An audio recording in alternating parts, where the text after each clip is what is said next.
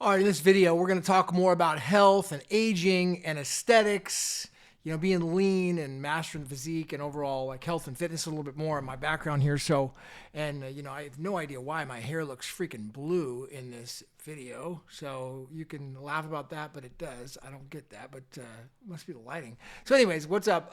This is Gavin Mehl. So check this out. So, my overall like health and fitness journey, I've been on this journey like to stop aging for a long time. I've kind of in my 20s.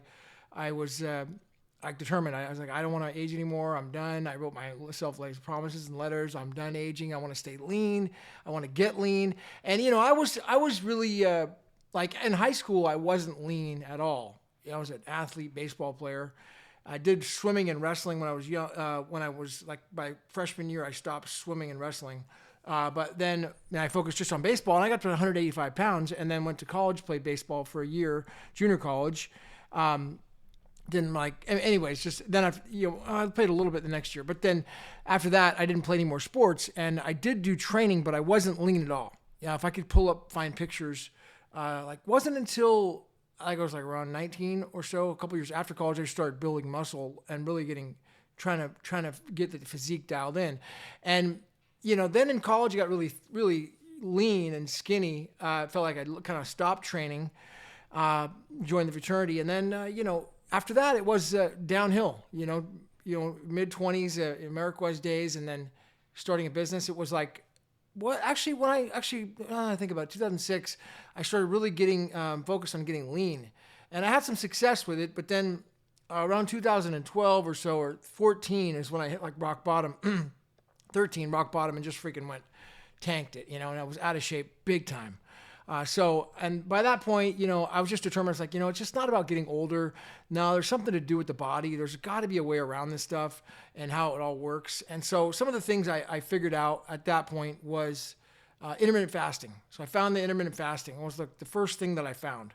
It was really, I think it was Greg O'Gallagher that originally turned me onto it. And started reading into that, and I was like, I'm going to do this. I couldn't get lean. I was trying to get lean for pool parties on a boat that summer, and it was just, I was starving myself and had no success in starving myself on losing fat. So I started the intermittent fasting like a 16 and 8, and it worked. It started working. By that December, I got freaking ripped, absolutely ripped. I was training, Greek got like, basically strength training, bar training at the time, and I started really making a ton of progress. Then shortly thereafter, I was like, I really got to continue this journey on aging because I felt like I was getting a lot of lines on my face. Now, I don't know if you can see the light here, but I don't really have, I wouldn't say an excess amount of lines. Maybe, correct me wrong. I'm not trying to say I do or don't. It's hard to say. It's subjective. But yeah, I will say this. I did for sure around 2013 or so have a lot more lines on my face, stressed out, wrinkles. And I feel like that's been improved by the liver flush, because I do a lot of sun tanning. In fact, I've been going to sun tanning beds for 10 years probably. So it's, one of the things with the sun tanning beds though, okay, is that I do not wear the goggles.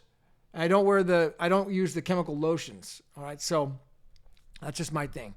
I trained myself on sun gazing so I could look at the sun directly with my eyes started doing that in 2017 for like a year up to 45 minutes where I was like looking directly at the sun at sun up or sundown. So my eyes, even though they're lighter colored, they can handle the glare, no problem. So I do not need eye gear. And the reason I would never wear that in the sun tanning beds is because it actually, there's something called melanin in the body. And so the dark, it stops the production of melanin to protect the skin from sun. So going into a sun tanning bed with glasses on or being out in the sun with glasses on, your body doesn't produce melanin because it thinks it's dark outside. So it tells it not to. But once you see the glare, the body knows how to protect itself through melanin. And it causes the browning in the skin to tan naturally.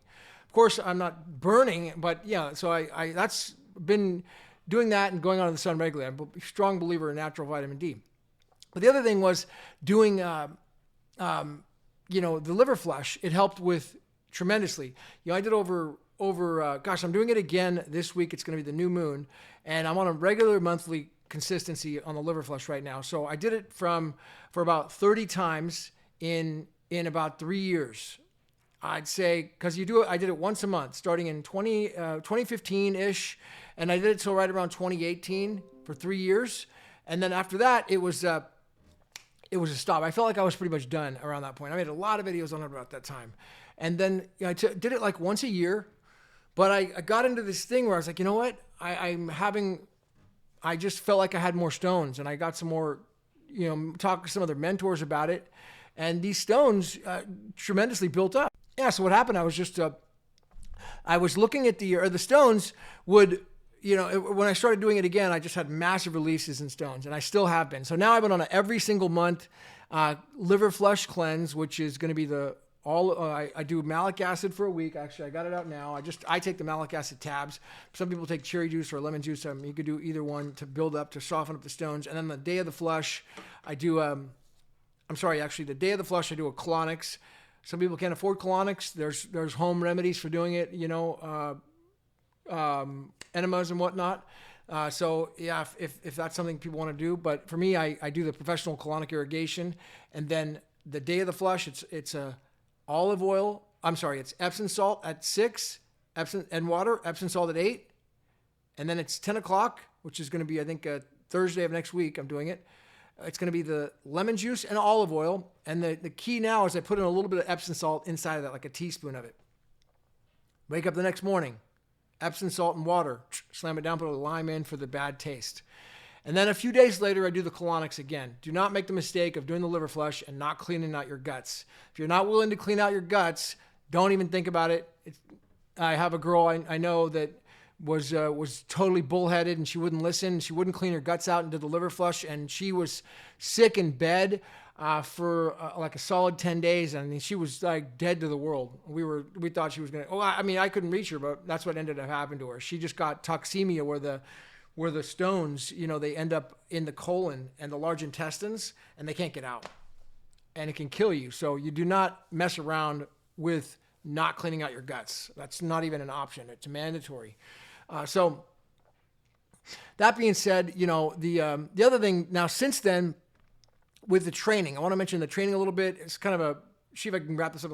Anyways, the training is something I want to talk about in a minute, that I've evolved to. But before I get to that, I want to talk a little bit about the diet. So originally I was vegetarian. Okay. Originally I was just eating like chicken and rice. When I got incredible success, chicken, rice, vegetables, I was doing a calorie-restricted diet though, in intermittent fasting. That was in 2015, 2016, 2017. So I was measuring my calories on an app on my phone. Had a lot of success by doing that. Walking, tracking my steps. Of course, training, getting in incredible shape by doing that. But it wasn't until I read the book by Andreas Moritz, by Amazing Liver and Gallbladder Flush, I had success with that. And then I learned about his teachings about being a vegetarian. Since he had so much credibility to me with the liver flush, I thought, wow, this guy must know something about the body with plants and meat. So I didn't do my research, and I just trusted what he said, and I went vegetarian for 5 years, okay? And, I got skinnier, I got more out of shape, I lost muscle, and over the 5-year period, I think I wasn't even making that many YouTube videos, and I just was not motivated to train. And when I was training, I wasn't strong. So it totally depleted my body of strength and energy and of my masculineness, it felt like at times, even though I was super disciplined with the vegetarian diet and fruit. It was terrible. It wasn't vegan. It was just strict vegetarian. Horrible. Carbs. It was just awful. So it wasn't until last year, June 1st, on before my London trip, I decided to go ahead and do the carnivore diet. And it was actually because I started with X3. So what happened was, a good friend of mine, actually probably I'd say one of my best friends from college. I was Delta Chi, he was Sigma Alpha Epsilon. And so when I came into college, I rushed Delta Chi. I was going to be like, you're coming into college, you're going to rush one of the fraternities, right? And you're like, okay, which one? And it was either going to be, I was supposed to rush SAE at Sac State. My buddy, my childhood friend, John Pearson, was at SAE. So he'd already graduated, and he's like, it's the best fraternity. You got to rush it. You got to do it. I get there, and they're kicked off campus for bad behavior. So I'm like, okay, John, who else should I rush? My buddy, John Pearson. He's like, go check out Delta Chi. So I went into Delta Chi and Sigma Chi, and I rushed Delta Chi and ended up getting in. And so getting a bid and making it. through all the craziness. But it was another fraternity called Sig Ep, John, and we had this guy who was the president of Sig Ep, who I would have loved to rush Sig Ep because he's such a great dude. Had I known about it, I didn't know about it during Rush, that he and I became like really, really good friends in college, super good friends. We had business classes together because I transferred to Sac State as a junior. And so we started just really getting to know him. I lived in an apartment downtown Sacramento up in a high-rise building, and he was a blue blood. This guy was like a real, true blue blood. And so he literally is like, I got to live in a better place than you. So I think he ended up getting an apartment in my same apartment building at that time. And, he got an M3 BMW back. I remember this is back in 2000. M3 was amazing at that time, right? So anyways, he was always a rival. He was always one-upping me, and he always did one-up me. He was always one step ahead. He was the man, no doubt about it. He was the president of the fraternity. He was of Sig Ep. He was the president of the whole college, the whole college inter fraternity council at the time, IFC. And, he ended up, anyways, we kind of lost touch after college. We barely saw each other, but it wasn't until I found this program, okay, and I thought it was a joke because he was kind of a joker in college, and I saw these rubber bands and people training with it on Facebook, and then I was like, oh, it's a joke. This guy, my buddy from college, is doing it. It's just a joke. I didn't even look at it. I couldn't entertain it. It wasn't serious, So till I had multiple friends start telling me that they were doing it and having success. Then I was like, oh, I'm buying this thing. So it was in November or December that I bought X3, the resistance band training.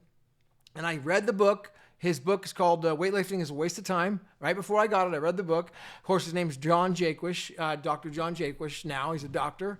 I look at him and laugh because I remember how he was, in college. So anyways, we're still really, really good friends now to this day, like super, super close. He's a dear friend. And it wasn't because we were friends that I bought the program, and he doesn't pay me to say any of this. I'm not a sponsor. Okay. But X3, he really tapped into, he really figured something out with the resistance band training. And what it does is it allows what's called, going to failure training without injury. So I was having injuries with my shoulders and biceps. I had a nagging bicep injury that was going on for years. It would not go away. No matter what I did, it just was there. And then the shoulders too, because I did standing barbell press, nagging and would never go away. It wasn't until I started this resistance band training that all of a sudden they went away. And I now train every single day on X3, where it's like push day one day, the next day pull day. And I don't even take any days off, but I don't feel like I'm sore, like I need the days off. Now I'm learning more about training and whatnot, and maybe it's better to rest more. I don't know. I'm still not 100% on that because I'm not getting huge muscle gains, but I'm getting freaking amazing, like an amazing strength, incredible shape right now. I'm really, really satisfied with the progress, so. But overall, resistance band training by X3 has been phenomenal. The carnivore diet, blended with intermittent fasting, where I'm eating mostly meat and I'm doing it one meal a day. Now I'm on a strict one meal a day diet now. I've done that for almost coming up on a year, like 200 days or so straight. I don't mess around with that. But, in the beginning, of course, I would be like, oh, I'll eat in the morning, I'll eat in the day. I was kind of cheat. But now it's strict one meal a day, carnivore diet. And of course with carnivore, I'm not perfect. I eat Greek yogurt, chocolate, but I really try not to eat. I do not eat bread ever, pasta, never. I've never eat vegetables. I never eat fruit. Ever. So, but very, very close to as carnivore as possible. Eggs, Greek yogurt. I do have cottage cheese, dairy, whatnot, cheese. But that's been incredibly effective, so of course the liver flush and, intermittent fasting, but now one meal a day. So, and, overall, I have a couple supplements I've been taking. I should really do a video and talk about at some point. I've never even talked about it. But one of them I've been doing, it's pretty recent, only about a year, 2 years. Another one I've been taking for years, and it's an amino acid. I'll talk about that some other time. People are interested in getting those. But that's overall, health and fitness update. Right now, this is Gavin Mehl, aging, aesthetics, ultimately, because having fun with the body, and training, health and fitness is an absolute passion of mine. It's a hobby. It's something I enjoy. I love doing it, and I do it for me. I do it for me, not for you, not for a girl. I do it for me because I love it. It's a hobby, and It motivates the heck out of me. We'll see you at the top.